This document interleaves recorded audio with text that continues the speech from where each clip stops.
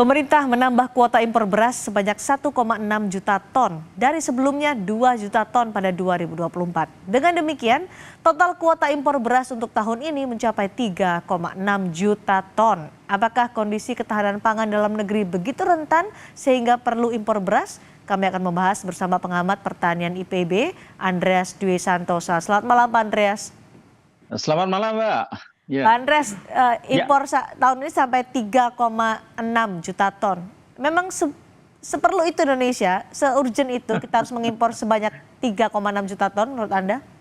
Ya, kita lihat perjalanan impor kita ya di tahun 2023.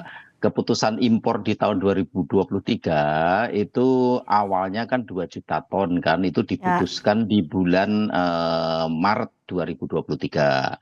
Lalu kemudian di bulan Juli 2023 diputuskan tambahan impor lagi 1,5 juta ton kan. Nah, tapi yang masuk itu kira-kira yang diperkirakan bisa kontraknya itu 1 juta ton sehingga 3 juta ton. Ditambah sisa impor tahun 2022 sebesar 0,3 juta ton sehingga totalnya 3,3 juta ton sebenarnya.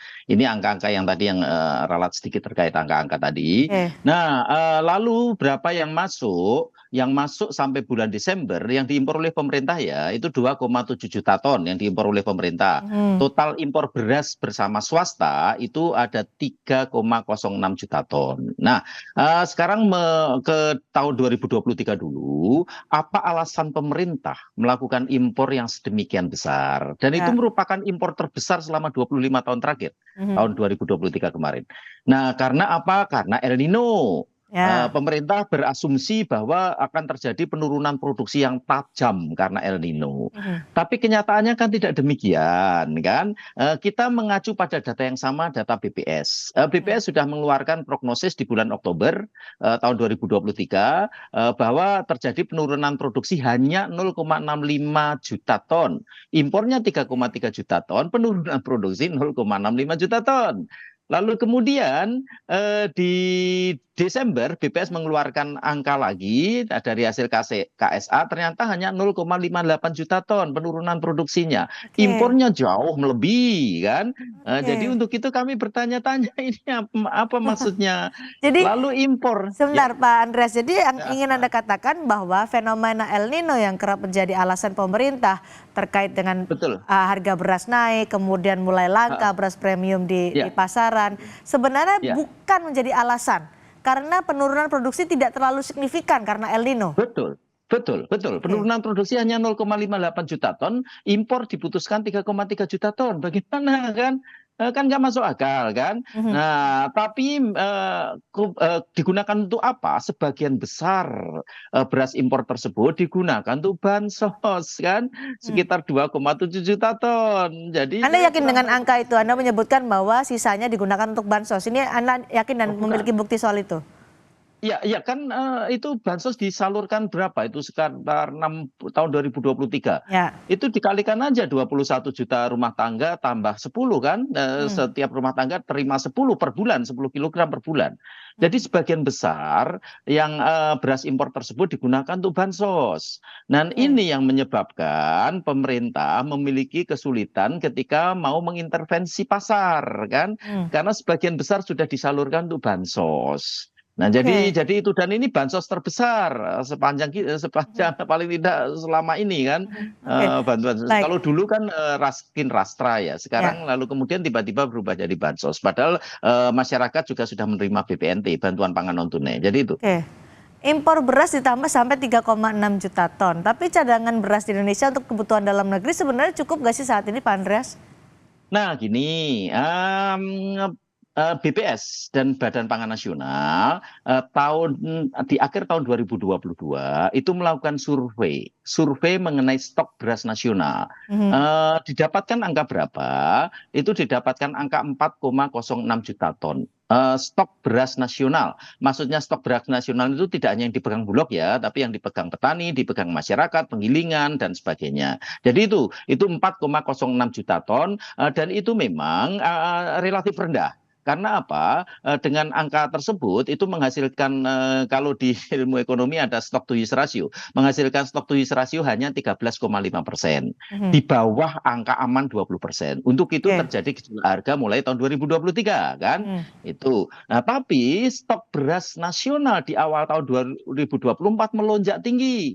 Kalau hitungan saya mencapai 6,71 juta ton. Oke. Badan Pangan Nasional menyatakan sampai 7,4 juta ton di awal tahun 2024. Berarti kan stok nasional kita luar biasa tinggi. Tapi kemudian di akhir tahun 2023, di Desember diputuskan impor lagi 2 juta ton. Setelah Oke. diputuskan impor 2 juta ton, kemudian barusan beberapa hari yang lalu diputuskan lagi 1,6 juta ton. Sehingga 3,6 juta ton yang Baik. rencana yang mau diimpor oleh pemerintah Indonesia. Ya. Ini kan kacau dalam arti gimana sih? Saya tidak masuk logika saya gitu Baik. keputusan impor yang Tapi sekarang. beberapa hari lalu saya sempat berbincang juga dengan dari KSP, kemudian juga dari Perpadi bahwa saat ini produksi beras memang tidak mencukupi sehingga menyebabkan harga beras menjadi mahal dan kemungkinan tidak akan turun harganya seperti sebelumnya atau kembali normal. Apa tanggapan Anda soal itu?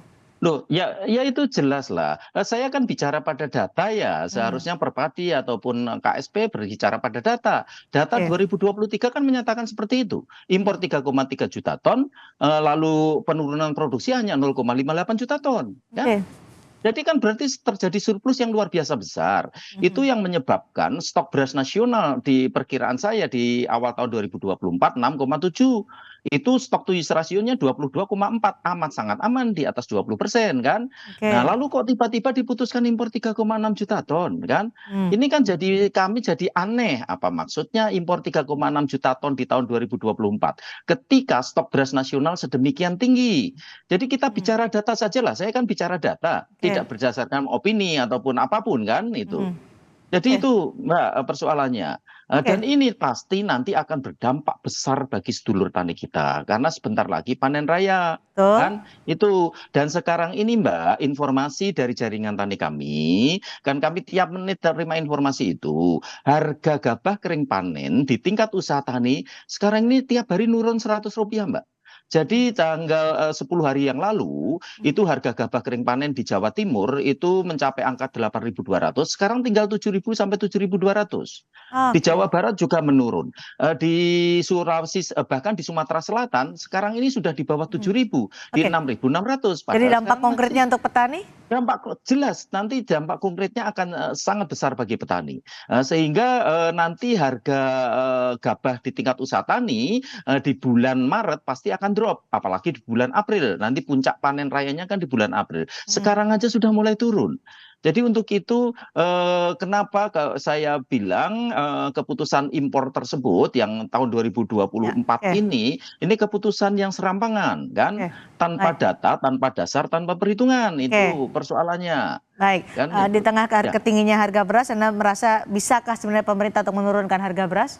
Dengan kondisi saat ini Anda menyebutkan cadangan dalam beras untuk kebutuhan dalam negeri cukup, ditambah dengan impor 3,6 juta ton.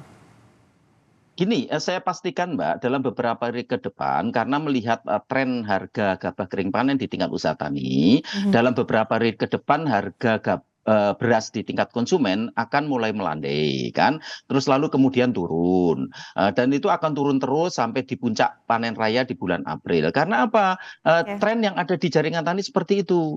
Dan kenapa harga beras naik? Ini kan pertanyaan besar bagi kita bersama kan. Dan kenaikan itu kan di Januari Februari Mbak kan. Karena apa? Karena kan komunikasi pemerintah selalu mengkomunikasikan bahwa kita defisit beras Januari Februari 2,8 juta ton. Itu yang selalu disampaikan. Baik, terima kasih pandangannya.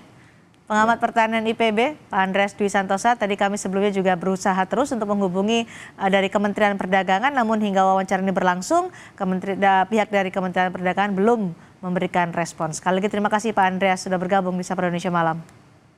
Ya.